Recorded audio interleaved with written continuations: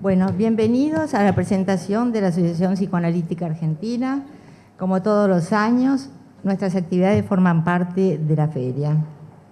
Agradecemos primero a las autoridades, especialmente a la señora Belén Hernández, como siempre la señora Nelly Espiño y Alicia Ferreiros, a Blas Vidal, el artista que nos brindó su obra para el flyer, a Laura Orsi, con quien trabajamos juntas, a Laura Escapa, Estela Yan en Comunicación y Prensa, Guillermo Amor en lo tecnológico y Liliana Pedrón en Comisión Directiva.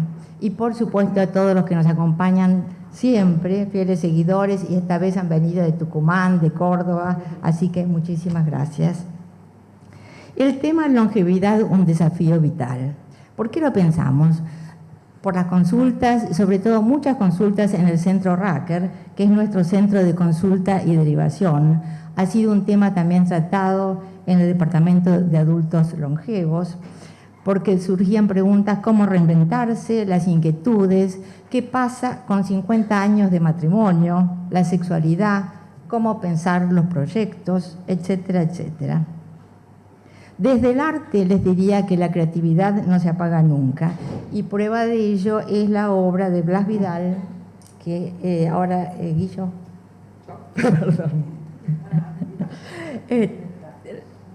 la obra de Blas Vidal, que es la que está en el flyer, se llama La nave va, realizada a sus 82 años, y dijo el artista: los artistas plásticos somos seres privilegiados, porque no nos damos real cuenta de ese espacio de la vida, la longevidad, ya que nunca nos jubilamos de nuestra tarea, que consta de actividad y reflexión. Esa dinámica física y espiritual creo que nos proporciona inmunidad para atravesar esa franja etaria. Bueno, sin más vamos a presentar a los invitados. Empezamos por Mirta Goldstein, psicoanalista y presidenta de la Asociación Psicoanalítica Argentina. Mirta. Bueno, buenas tardes. Bueno, yo también iba a agradecer a todos, así que también quiero agradecer a todos los agradecimientos que dijo Patricia. Voy a agregar también a la comisión directiva, algunos están aquí acompañándonos. Y bueno, como decía Patricia recién, nosotros teníamos hasta el año pasado un departamento de adultos mayores. Cuando asumí la presidencia, hablé con la directora de ese departamento y le propuse cambiar el nombre. Porque adultos mayores, la verdad, ¿qué quiere decir mayor? ¿Mayor a qué? Mayoría. Sí, estamos siendo mayoría. Entonces, si no, mírennos, ¿no? Somos mayoría. Entonces, le propuse qué pasaba que cambiara a adultos longevos, porque longevos es una palabra que no tiene tanto contenido destructivo, podríamos decir, ¿no? Es una palabra que no se ha gastado, podríamos decir, ¿no? Entonces, y así lo vamos a ratificar ahora en una asamblea y el departamento se va a llamar de adultos longevos. Y longevos abarca varias décadas, porque ¿cuándo empezamos a ser longevos? Bueno, hoy por hoy pareciera que cuando se ha vivido por lo menos 7 décadas. Y el concepto de longevidad también me parece que tiene mucho que ver con algo vital, que tiene que ver con las décadas que se ha vivido. Porque no se es longevo si no se ha vivido muchas décadas. Adelante. Allá hay lugarcitos. Bueno, entonces, ¿pero qué nos pasa a los que hemos vivido tantas décadas? Yo me incluyo, yo tengo 7 décadas vividas y un poco más. Entonces, ¿qué nos pasa? Que por lo menos hemos atravesado la mitad del siglo XX y lo que va del siglo XXI. Esto no es poca cosa, porque entonces nosotros hemos atravesado la mayor parte de los cambios culturales más importantes. Somos nosotros los que más nos hemos adaptado a todos esos cambios. Y cada uno a esos cambios se adapta, los elabora, los transita a su modo. Y cuando digo a su modo, por más que nos generalicen, cuando digo a su modo, quiere decir que cada uno con su estilo y sus posibilidades emocionales e intelectuales y cognitivas.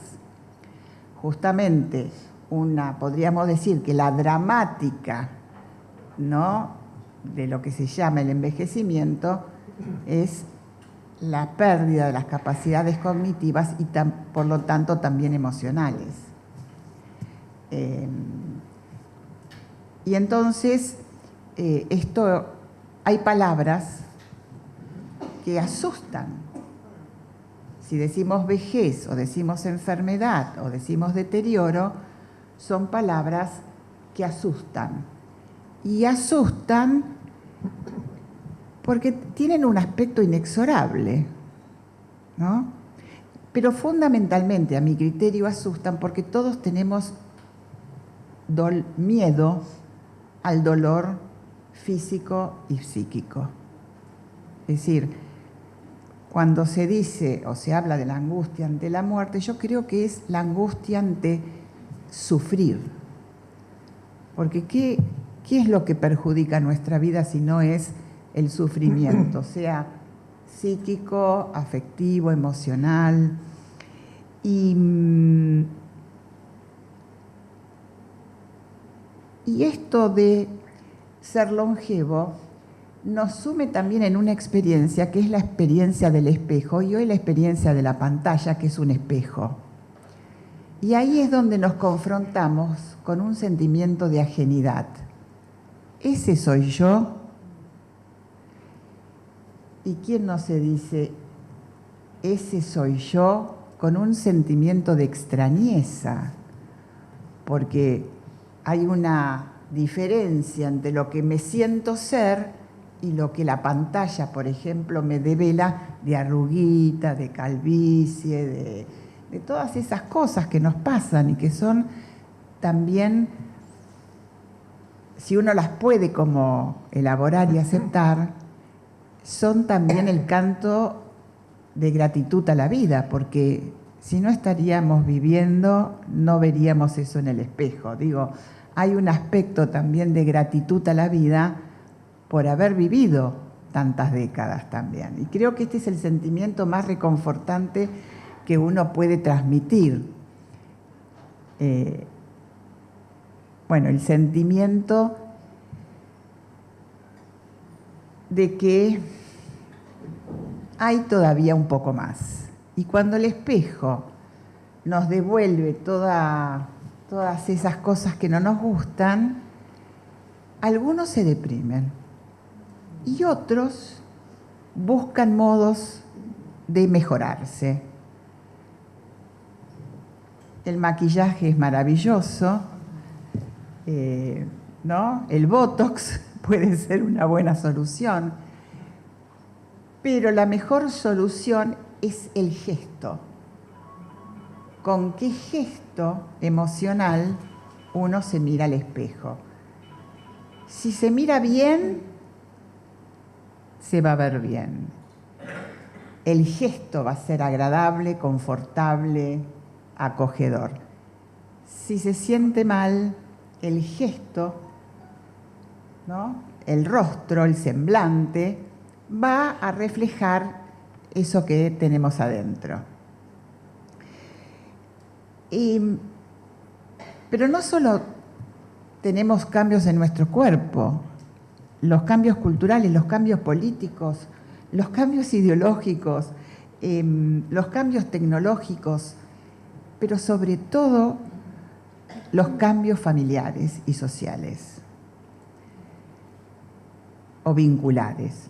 La familia, el nido vacío, uno invita a los hijos y no vienen, y el domingo se van a pasear, y tienen derecho a hacerlo. ¿tenemos nosotros derecho a sentirnos solos por eso o abandonados? Esto creo que también es un aspecto a elaborar, porque tiene que ver con el traspaso generacional, con decirle al otro, bueno, está bien, viví tu vida, como yo viví la mía. Y en ese sentido, ¿cuántas cosas tenemos que elaborar? Porque parece que llegamos a los 70, a los 80 y ya está, no hay más nada para elaborar. Sí, todavía hay mucho para elaborar. Bueno, en otras palabras, todo el tiempo nos tenemos que recomponer de todo lo que pasa dentro nuestro y alrededor nuestro. En ese sentido yo pienso que somos sobrevivientes. Y se dice ahora resilientes. Somos sobrevivientes, resilientes. Y hay un aspecto, que es uno de los aspectos que yo quería traer. ¿Recuerdan que en la pandemia todos los viejos éramos vulnerables y al final sobrevivimos? No, bueno, o sea, tan vulnerables no somos. Pero hay un aspecto que tiene que ver con lo que yo llamaría el tema familiar con los hijos, ¿no? Los niños saben que dependen de sus padres, pero cuando uno se pone grande, en la juventud, quiere ser libre, quiere independizarse, quiere ser autónomo y así transita la vida, buscando independencia en todos los aspectos, económica, social. Pero llega un momento en que en muchas familias se genera el conflicto de la dependencia o no dependencia. Pero hoy, cuando por ejemplo hay momentos de crisis económica, por ejemplo, muchas veces los hijos adultos dependen también de los mayores. Y también puede ocurrir al revés, que los mayores llega un momento que tengan que depender de sus hijos. Nadie está preparado para la dependencia. Por lo tanto, una de las cosas que en el seno familiar hay que trabajar y elaborar es el problema de la dependencia mutua, porque un anciano puede depender de cuidados, pero un hijo puede depender de necesidades afectivas. Siempre se habla que el legado, la transmisión, ¿no? Lo que se deja por herencia, pero la herencia también hay que recibirla. Y entonces, este es otro de los temas, porque uno puede querer dejar en herencia muchas cosas. Yo tengo un montón de antigüedades que a mis hijos no les interesa. O sea, ¿qué voy a hacer con esas antigüedades? No lo sé. Pero quiero decir que nosotros podemos tener también la pretensión, la satisfacción de decir esto dejo en herencia, pero puede ocurrir que a los hijos no les interese. Y esto también puede ser una frustración afectiva o decir, bueno, es otra generación y tienen otros intereses. Los míos pueden terminar conmigo. ¿Cómo? Ya me quedé sin tiempo. Bueno, todos tenemos que elaborar lo que termina, los jóvenes, los adultos. Y entonces voy a terminar. ¿Se acuerdan que recién les decía que en el espejo, en la pantalla, un otro nos puede decir, ese no sos vos? Bueno, yo los invito a decir, soy yo y estoy acá, hasta que el tiempo, la vida me lo depare. Muchas gracias.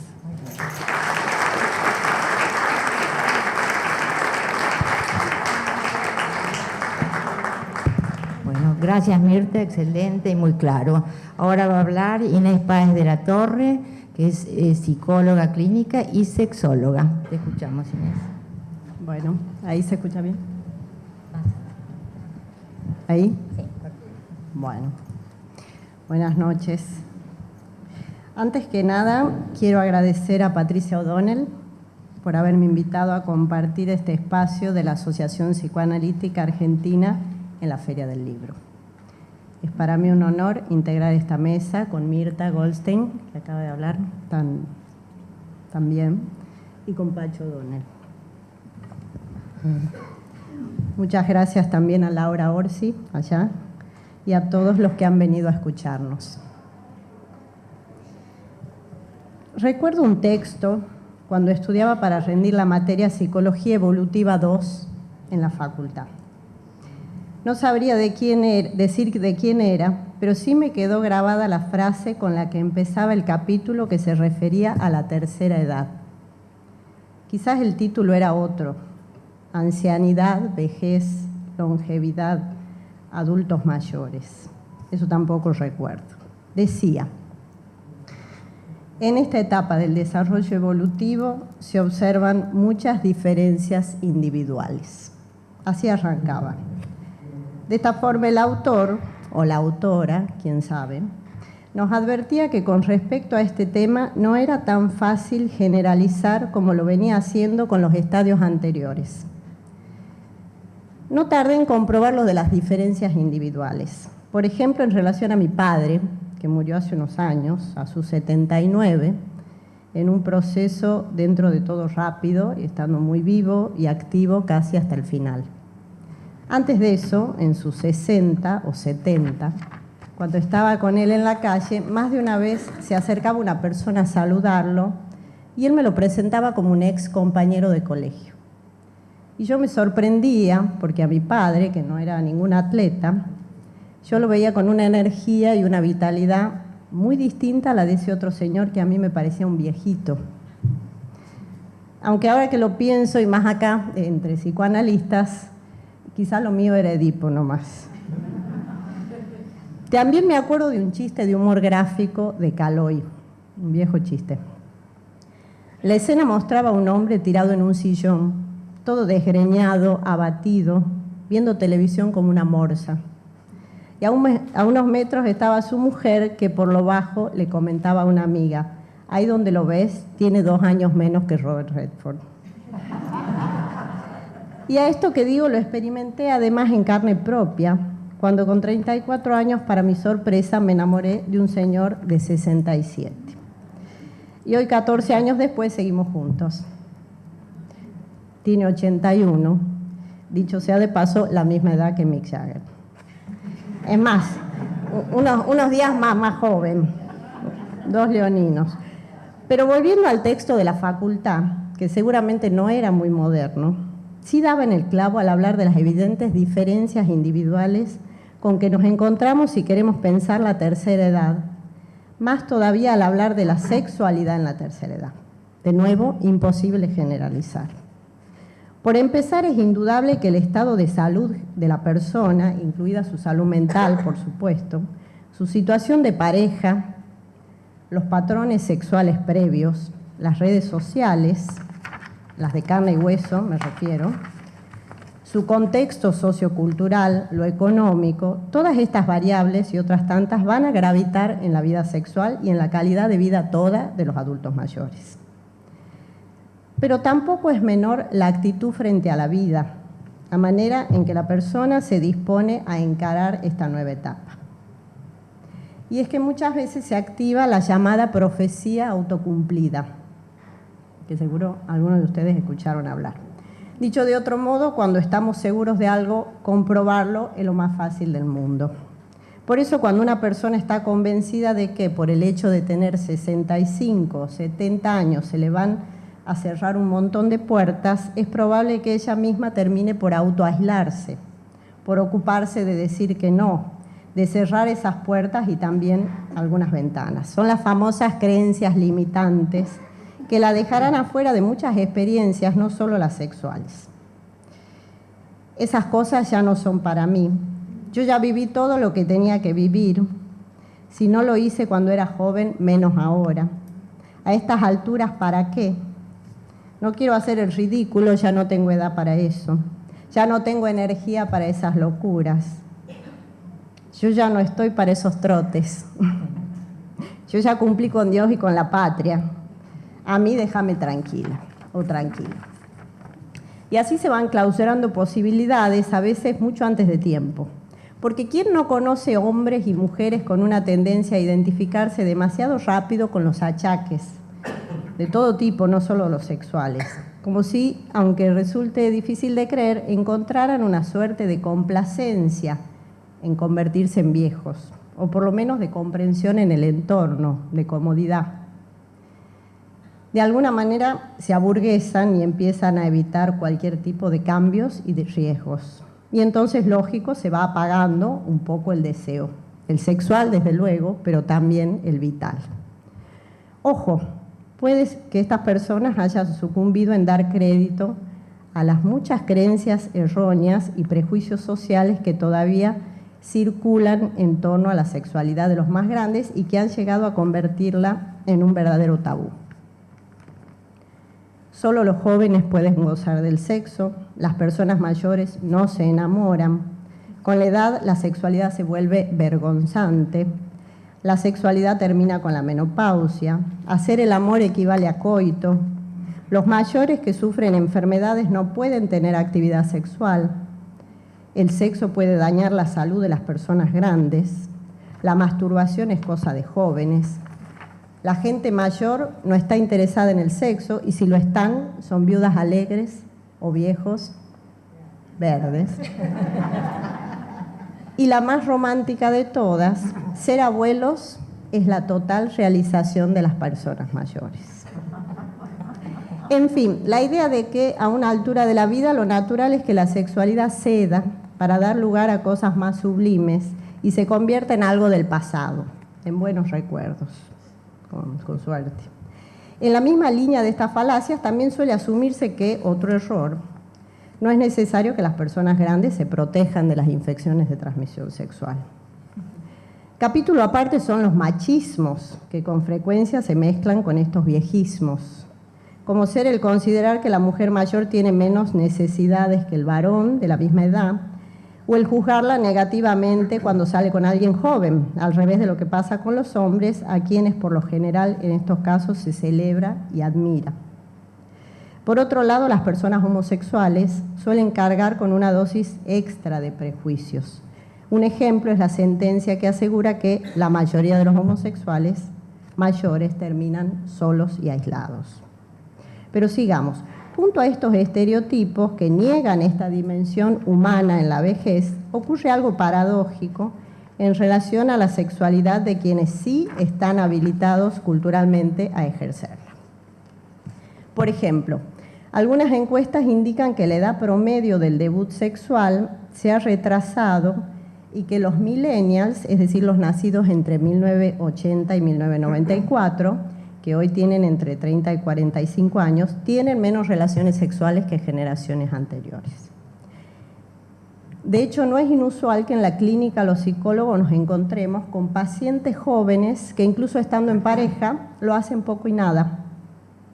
Se sienten cansados, desmotivados, faltos de deseo y como es una batería que se carga andando, el tema se cronifica.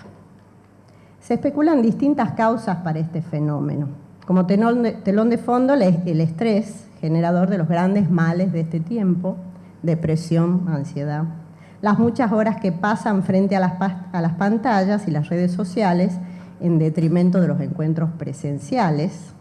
En este sentido, no ser muy habilidosos en el manejo de dispositivos tal vez tenga sus ventajas.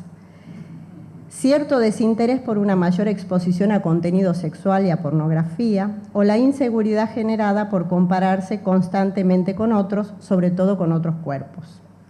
En fin, estas son algunas de las posibles razones por las que mucha gente joven ha caído en una especie de letargo sexual.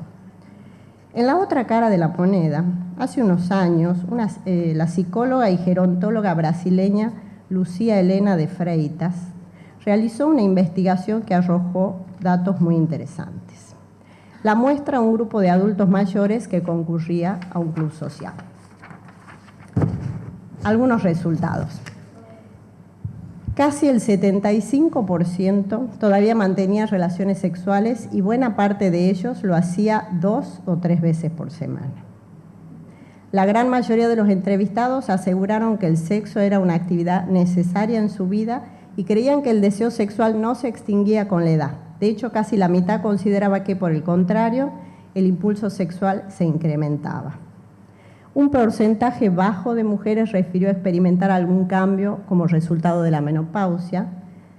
Varias afirmaron que ahora alcanzaban el orgasmo con mayor rapidez. Y entre los hombres, solo el 5% sufría de una disfunción eréctil tal que le imposibilitara el coito. Probablemente muchos habrán contado con la ayuda de la pastillita azul, ¿no?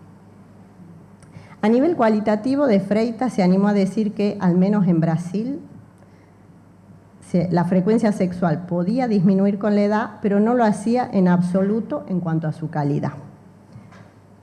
Bueno, quiero creer que, como diría Charly García, alegría no es solo brasilera, ¿no? Es evidente que la sexualidad se transforma a lo largo de la vida, pero no en la tercera edad, como si sonara una campana. Las transformaciones ocurren mucho antes, de manera permanente, aunque no siempre lo advirtamos. Tampoco se trata de cambios tan lineales y predecibles. Estos cambios avanzan y retroceden, se actualizan, como las aplicaciones del celular, y pueden llegar a sorprendernos, porque tampoco es que la pasión es exclusiva de los jóvenes y a los mayores solo les queda la ternura. Como decía mi vieja fotocopia universitaria, hay muchas diferencias individuales. Diferencias que, junto al devenir de los años, de las décadas, las crisis vitales, los diferentes ciclos y los contextos también cambiantes, todos esos cambios que mencionaba Mirta, amplían, complejizan y enriquecen de manera única la expresión de esta dimensión sexual en nuestras vidas. Pero en medio de tantas variables, de tanta impermanencia, hay algunas constantes que por lo mismo tal vez constituyan lo esencial, lo que a fin de cuentas buscamos. La cercanía, el encuentro, el contacto, la intimidad. Y por qué no la unión, la disolución de los límites del yo, aunque más no sea por unos breves segundos. Descansar fugazmente de nuestra personalidad. Y por supuesto, eros, la energía amorosa. La misma que, lo dijo el Dante, mueve el sol y las estrellas. Muchas gracias.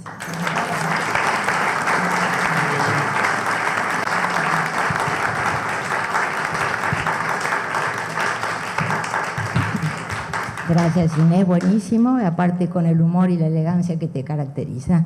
Bueno, ahora lo vamos a escuchar a Pacho O'Donnell, que es escritor. Tenemos una visión oscura de la vejez, ¿no? Se supone que los viejos somos depresivos, solitarios, aburridos, enfermos, improductivos. Cuando me di cuenta que era viejo, me propuse pensar qué era eso. Y llegué a la conclusión que le expresé en mi libro La nueva vejez, que la vejez puede ser activa, dinámica, erótica. Pero quedémonos en el prejuicio. ¿Cuáles son las razones del prejuicio ante la vejez? Son varias, por supuesto. Una de ellas es que vivimos una sociedad de consumo y las personas mayores somos muy malos consumidores por nuestra incapacidad, la imposibilidad de generar ingresos. La prueba está que en las redes o en los medios prácticamente no hay publicidad dirigida a nosotros que pretenda vendernos automóviles, viajes sofisticados, electrodomésticos complicados. Para nosotros está el pegamento de dentaduras postizas y el colágeno para articulaciones, ¿no? La cuestión es que la vejez es un largo tiempo que tenemos que saber qué hacer con la vejez. Actualmente la vejez es la etapa más larga de nuestras vidas. Es más larga que la infancia, que la adolescencia, que la juventud, tanto más que la adultez. Yo tengo algo menos de 20 años de viejo. Es mucho tiempo. La cuestión es que estamos hablando de la posibilidad, digamos, de alargar la vida y de mejorar la vejez. Perdón, que salté. Otra causa del perjuicio, sin duda, es el hecho de que vivimos en una sociedad que privilegia la velocidad, lo novedoso, lo rápido, lo superficial. Y eso no son ítems favorables para las personas mayores. Por último, indudablemente, como acá ya se dijo, algo que pasa con la vejez es que nos anticipa nuestro inexorable destino. Y la muerte ha dado origen a algunas de las actividades más importantes del ser humano. Por ejemplo, la filosofía, que es el intento de explicar lo inexplicable.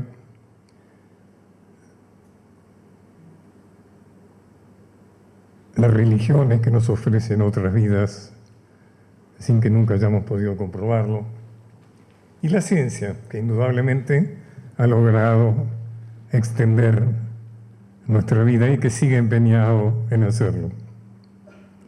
Pero es así que se dice que en muy poco tiempo podremos llegar a los 150 años.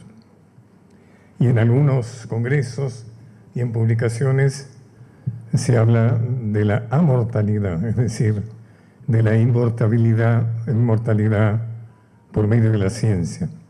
Diferenciando la inmortalidad de la mortalidad, es que la amortalidad lograda por la ciencia no evita la muerte por disparo de arma de fuego o accidente automovilístico.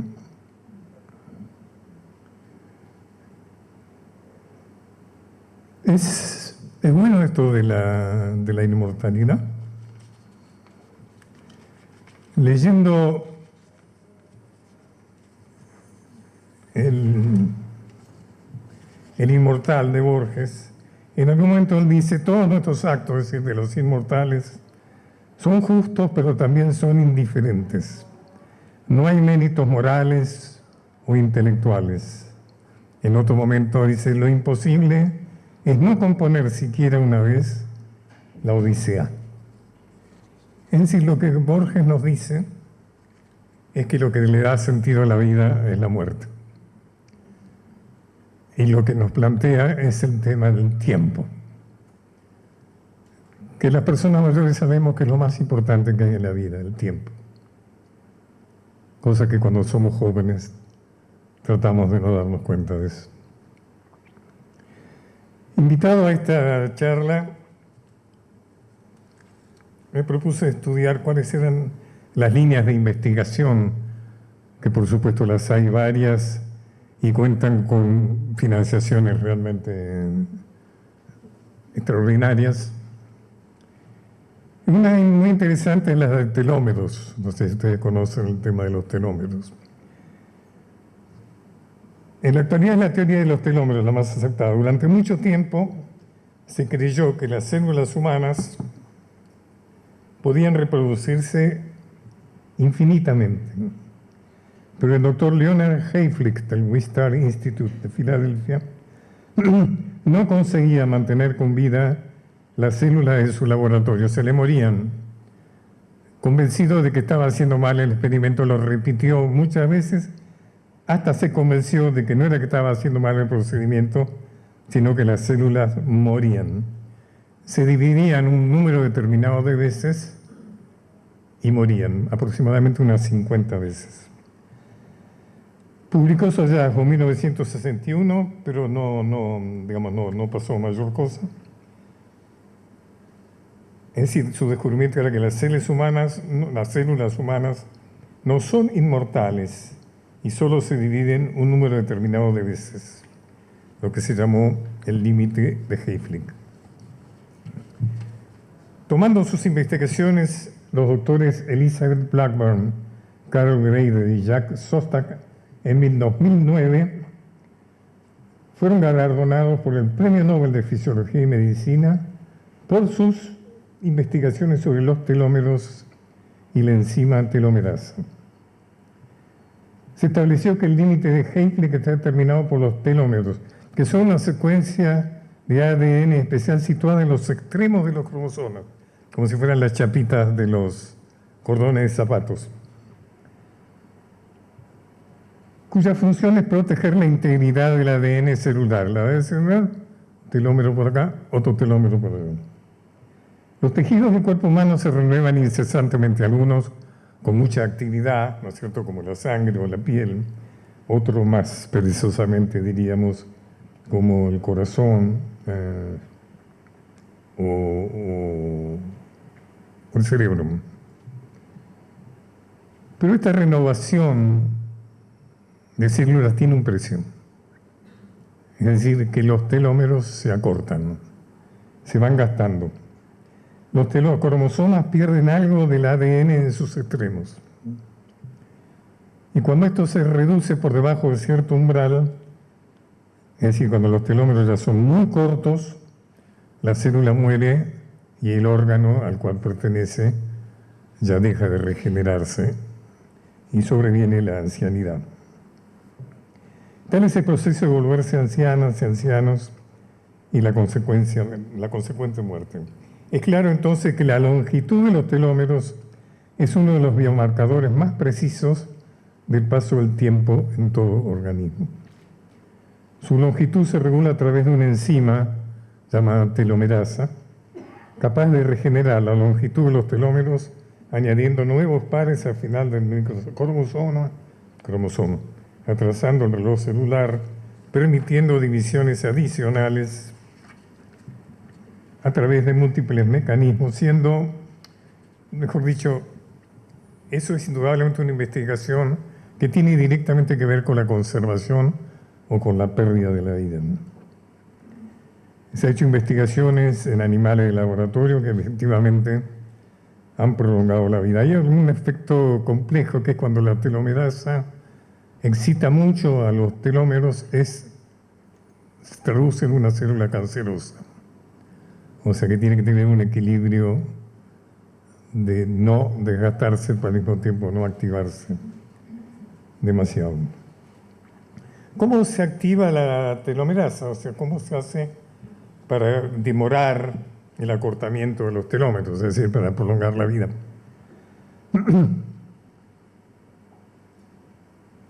Un tema importante, estamos hablando de la prolongación de la vida, lo cuenta ese gran escritor que tuvo el honor de conocer muy de cerca, que bautiza esta sala, que es Adolfo Bioy Casares,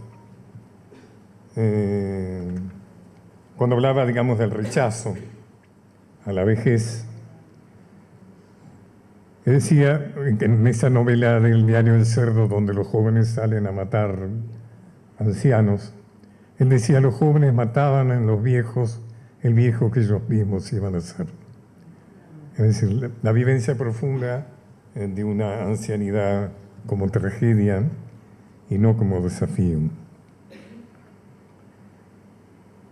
Y ya que estamos hablando de prolongación de la vida, evidentemente vamos hacia una sociedad de viejos, viejas. Cada vez hay menos nacimientos, cada vez se prolonga más la vida. Y también me acuerdo de otro autor, de José Saramago, que en su novela La intermitencia de la vida planteó, la intermitencia de la muerte, perdón, planteó el tema de que en algún momento la muerte decide no trabajar más. Entonces que nadie muere. Pero el tiempo sigue pasando. Entonces al principio hay una gran euforia por la inmortalidad, etc. Pero después lo que surge es muchas dificultades, muchos problemas. Uno de ellos es que los hospitales están abarrotados de ancianos y ancianas enfermos. Porque ahí aparece el tema también del Alzheimer, ¿no es cierto?, del Parkinson, de las enfermedades degenerativas, etcétera, que, bueno, creo que plantean una situación de compleja solución. Ahora, ¿cuáles son los mecanismos por los cuales un ser humano puede fomentar la secreción de telomerasa? Conocemos, el ejercicio físico es muy importante. Es muy necesario no confundir vejez con deterioro. esa es una prescripción cultural, ¿no es cierto? La vejez es una situación genéticamente programada que es simplemente un momento de evolución, que indudablemente se acompaña de pérdida de algunas capacidades, pero también del rescate o intensificación de otras. Por ejemplo, en la teoría de la selectividad socioemocional, Laura Carstensen, del Centro de la Universidad de Stanford, explica que a medida que el horizonte vital se reduce y el futuro se adelgaza, se amplía la perspectiva y la persona reordena sus prioridades, interpreta mejor las situaciones, sabe lo que merece la pena y se vuelve más selectiva, evita relaciones o situaciones poco gratificantes y le preocupa menos la opinión ajena. Para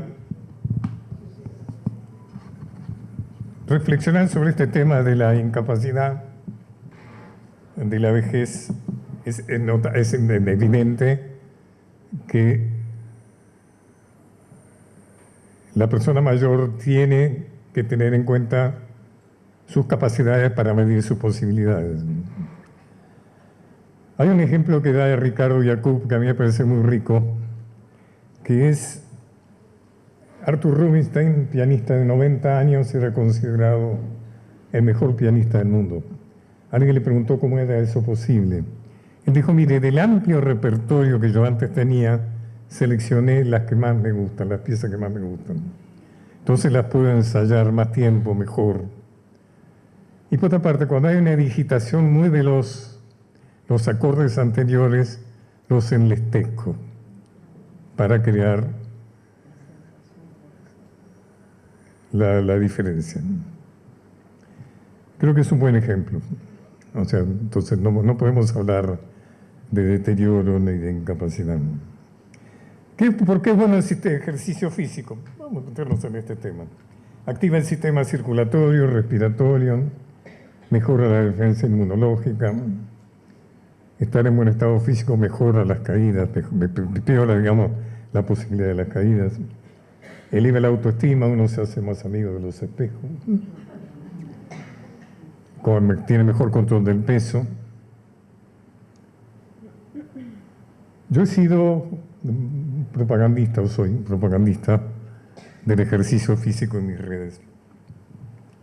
Y últimamente he tenido algunas dificultades de salud bastante importantes. Hoy yo no debería estar acá, debería estar haciendo reposo. Pero creo que el estar en buen estado físico no me privó de sufrir los embates que he tenido, pero sí me privó de morirme, según la opinión de los médicos que me tratan. El ejercicio físico genera también la secreción de las hormonas de la felicidad. Así se llaman las endorfinas, la oxitocina, las dopaminas, que son culpables de ese grado de adictividad que sufrimos las personas que nos hacemos, que entrenamos metódicamente. Hay un momento que ya no podemos dejar de hacerlo. Al principio cuesta mucho, por eso son muchos motivos, que hace frío, que hace calor, con llamado telefónico. Otro tema importante para tener una vejez más prolongada y buena es la socialización. Bueno, por supuesto el ejercitamiento intelectual, ¿no es cierto? O sea, eso creo que es importante tener en cuenta, escribir, leer, sudoku. Además, estar en buen estado físico favorece el desarrollo intelectual. La socialización es un tema importante, o sea, se sabe que una persona mayor que con amistades, con un continente familiar positivo, etcétera, vive varios años más que un viejo solitario y deprimido. Eso es importante tenerlo en cuenta de las familias, ¿no? ¿Qué es lo que se puede hacer por un anciano o por una anciana?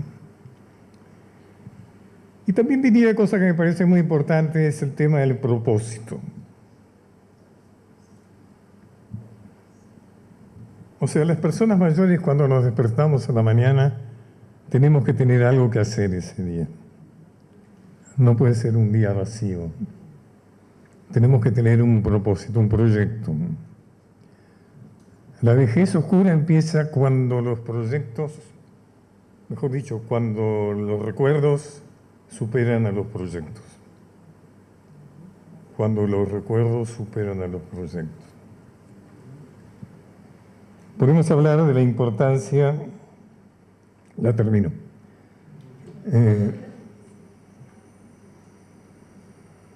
yo he hablado bastante, he trabajado la idea de pagar las deudas con uno mismo. Es decir, en la vejez uno puede ser mejor persona que las temporadas anteriores.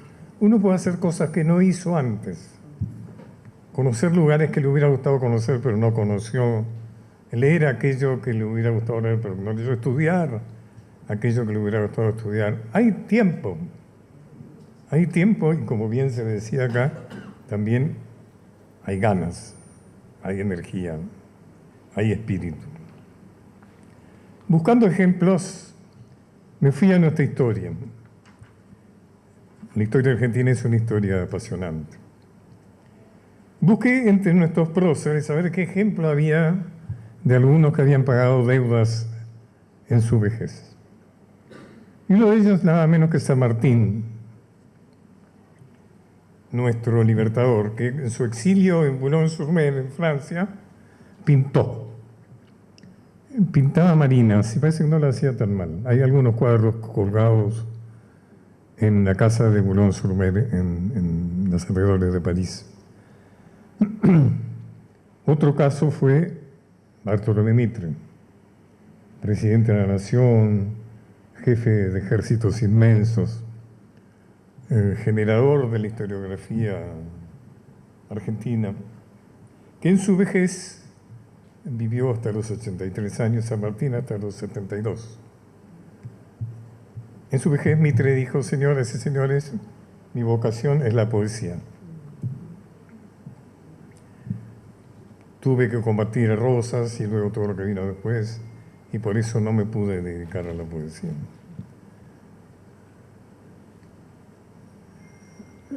Tradujo, había escrito en francés, es que tradujo sus versos de juventud, los corrigió, los mejoró, bueno, supongo, los publicó. Y además emprendió una tarea absolutamente ciclópea, que fue traducir la Divina Comedia de Dante Alighieri del italiano antiguo al español antiguo, en versos endecasílabos. Todos ustedes han visto los ejemplares son por lo menos 600 páginas.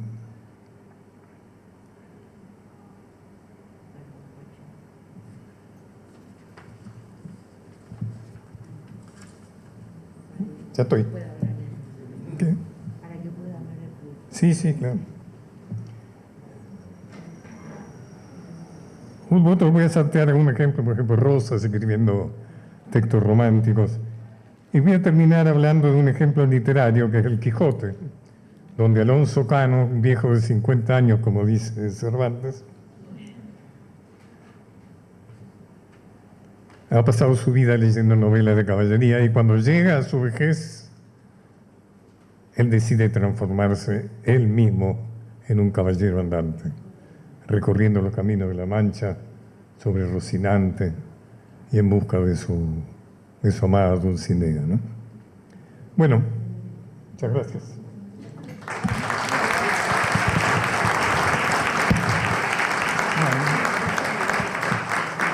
Muchas gracias, Pacho, excelente, muy interesante, muy profundo, muchos datos a pensar. Bueno, aprovechemos rápidamente a estos panelistas excepcionales, que el público haga preguntas. A ver quién se anima. Bueno, a ver, Cecilia. A una persona autorizada que es... Ay, no, porque me pongo nerviosa. Yo te tengo porque que la gente grande se casaba por civil para oficializar que tenían relaciones sexuales. ¿Estás de acuerdo? No sé. Bueno, hay muchas diferencias individuales, como dice. No sé, capaz que algunas sí, pero no me animaría a generalizar eso. Puede ser que de Me alguna parece sí. una pregunta interesante porque lo que hoy ocurre, no sé cuándo ocurría eso, es el cama afuera. Claro, hoy sería más inédito. El que no sabe lo que es el cama afuera es el amigo obvio que vive él en su departamento Claro. y una en el suyo. Digo, lo que la sociedad actual nos permite es tener la libertad de elegir cómo queremos vivir. Y como la sexualidad ya no es un tabú, puede ser que uno tenga un prejuicio, una inhibición, pero la realidad es que después de un matrimonio, a lo mejor muy largo, una mujer dice yo quiero otra cosa o un hombre dice yo quiero otra cosa. Pero ocurren muchas otras cosas que puede ser las habitaciones separadas. Claro. Así como se compartió el lecho matrimonial durante muchos años, puede llegar un momento, y eso sin agresividad y sin rencor y sin nada malo, sino cada uno necesita su comodidad, su hora de dormir, cada uno tiene su propio insomnio, no todos tenemos el mismo insomnio. Entonces, así como está el cama afuera, está el otro cuarto. Y cada uno se encuentra en el pasillo cuando quiere. ¿No? Entonces, y hace lo que quiere en el pasillo. O vuelve a la cama. Digo, también rescatemos lo que la sociedad actual, la cultura actual, nos brinda como posibilidad. Claro, más Antes opción. una mujer por ahí estaba atada a un matrimonio toda la vida y cuando enviudaba se ponía contenta porque al fin tenía libertades. Hoy no hace falta esperar a la viudez, ¿no? Así que digo, pero también la viudez es un aspecto de la vida, ¿no? También es algo también a transitar. Y en ese sentido creo que mis compañeros de mesa dieron algunos tips, ¿no? También, ¿no? No quedarse solo, tener un proyecto. Lo que la cultura actual también nos brinda es que la vida en pareja y el matrimonio no son el único proyecto. En muchos lugares del mundo hay viviendas para mujeres solas, para madres solas y para mujeres solas. Y aquí quiero tocar otro tema que suele ser conflictivo, pero que hay que pensarlo realmente, reflexionar y elaborarlo, que es la vivienda asistida. La vivienda asistida y protegida es también una alternativa de socialización. Yo tengo varios casos de personas aisladas que cuando van a una vivienda protegida comen con otros, están con otros, alguien los toca, alguien los abraza, alguien les habla. Entonces hay muchos prejuicios que tenemos que ir venciendo y aprovechar los recursos de nuestra cultura que nos brinda también muchas facilidades. A veces lo económico es un lío, pero... Claro. Bueno, yo le quiero decir algo, aprovechando un poco, que cada crisis vital abre una posibilidad teórica de un periodo de 20 años.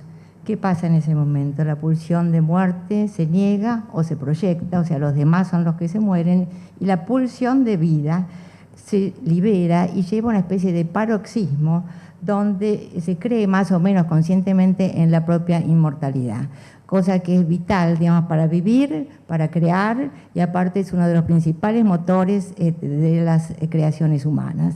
O sea, y puedo dar fe de eso, porque tengo varias amigas y amigos de más de 90, ¿no? Ahora miro a una, con proyectos, con actividades, digamos, sumamente vitales, realmente. Bueno, si quieren decir algo más, alguna pregunta. Gaby de Leo. Dale. Hola. Un segundito.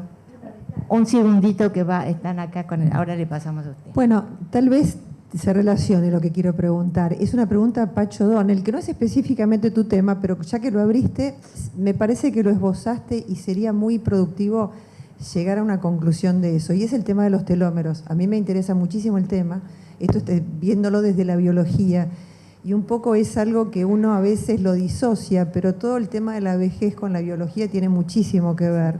Está muy hermanado, cada vez se le está dando más importancia. Entonces, un poco lo que quería era cerrar el tema que vos esbozaste, cómo se favorece el crecimiento de los telómeros, porque la enorme novedad que trae la biología ahora, y es muy, muy, muy reciente, es que esos telómeros, si bien se acortan o se alargan, puede que uno logre mantener lo que se alargó o alargarlos aún más. Vos hablaste del ejercicio físico. Sé que hay un par de ítems más como para tener en cuenta. Si vos lo has podido leer y te animás a desarrollar un poquito más ese tema. Gracias. El final, repetime el final. Si podías ampliar un poquito el tema, porque vos hablaste del ejercicio físico, puntualmente se habla de ello, pero también hay 3 o 4 ítems que se asocian a este Okay. crecimiento, ¿sí? Sí, los telómeros es una experiencia muy apasionante que sigue avanzando. Es la clave de por qué uno envejece y por qué uno muere. Yo señalé algunos aspectos que eran positivos para mejorar y para prolongar la vejez. Uno, el ejercicio físico; otro, dije, la socialización, es decir, la posibilidad, está comprobado que eso aumenta la secreción de telomerasa, o sea, un contenido afectivo, un lugar donde a uno le esperen, donde llamen porque faltó posibilidad de tomar un café juntos. En ese sentido, la Argentina es generosa porque hay muchas parroquias, muchos sindicatos, muchos clubes de bar donde hay grupos de arte, de cocina, de muy variados, generalmente gratuitos. Lo otro, realmente, es una buena alimentación, eso que me parece que es clave, ¿no? Y después lo que yo acabo de decir, que me parece un tema muy importante, y es el propósito. Es decir, una persona mayor sin propósito es una persona condenada a la represión, absolutamente, ¿no? Es importante, ahí es donde digo también que interviene mucho la familia, ayudándolo, además de sacarlo a pasear de vez en cuando, después de toda una discusión familiar. No, esto fui la semana pasada, no, ahora te toca a vos, ahora te toca a vos. Así que, pero bueno, hay que seguir con la... Insisto, tiene un punto de riesgo, y es que cuando hay demasiada telomerasa es el cáncer. O sea que tiene que haber una dosis exacta de crecimiento, pero no de cancerización.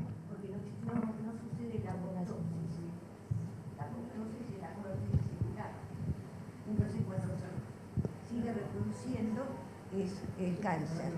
Soy muy sordo, así me tengo. Apoptosis es la muerte celular en su evolución natural. Bueno, Y cuando no por favor. sucede, Que no sucede la se- apoptosis, se algo así, puede- que es la muerte celular. puede causar ¿Cómo? tumores que sigue creciendo. Sí. Claro. Ah, claro que soy bastante sordo. Ah, Entonces, no, le creo que decía la la apoptosis. No la oigo, no la escucho. Es cuando hay muerte celular, forma evolutiva natural. Cuando no sucede, aumenta el tamaño, es decir, la cantidad de células, y se producen los tumores. Sí. No, yo le quería preguntar, ¿en cuánto incide la genética en el físico de una persona? Porque es casi primordial. ¿Quiere preguntar? ¿En qué medida incide la genética en el físico de una persona, ¿no? ¿En qué medida incide la genética? La genética es importantísimo, ¿no? Es muy decisiva. Uno puede tener la mejor actitud de conductas sanas, etcétera, pero hay un momento en que la genética puede determinar alguna patología, ¿no? Perdón, pero tengo Además, soy bastante sordo. Bueno, gracias a todos, la verdad ha sido una mesa fantástica y nos veremos el año que viene.